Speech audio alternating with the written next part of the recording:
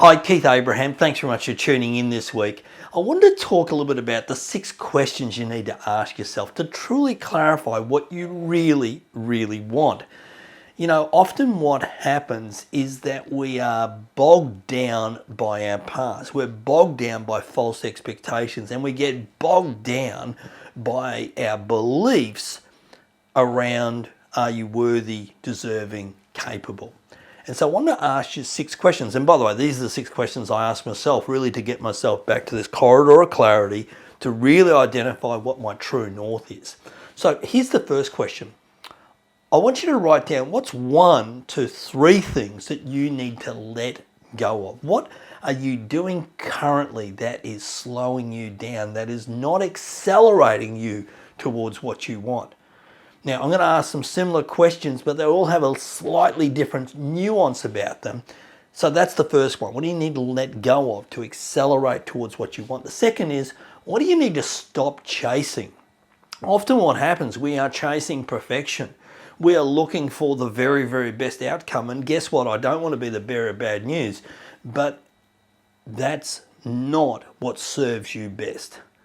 So often we're always striving, never arriving. We're always looking for perfection, and what we truly should be looking for is progress. The third question is, what do I need to attract to me? And I've done a video recently, blog about this, but what do you need to attract to you?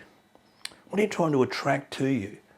It's so important to be really crystal clear on exactly what you want, because, you know, life has a funny way of providing it if you are exceptionally clear on what you want to attract to you.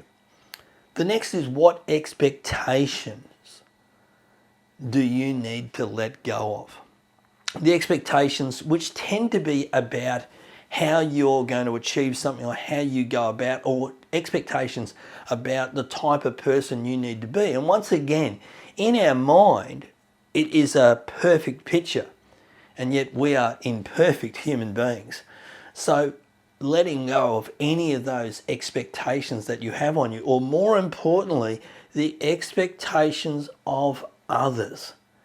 How often are you programmed by people around you? Maybe it's an expectation your parents have of you, and that was an expectation they had when you were a 10-year-old, and now you're a 40-year-old, and you're still carrying around that expectation. And what we do know is the more you ponder an expectation, the bigger the expectation becomes in our mind. So what expectation? What do you need to allow to come to you? Just to stop for a moment. And what do you need to allow to come to you? Now, I talked about attraction, but there's also a time that there are some goals you need to let go of. Set the goal, work on the daily rituals, but then allow that success to come to you. What do you need to allow to come to you? And the final one I have is surrender. You know, what are you trying to control in your life that is just not in your realm to control? What type of control do you need to surrender?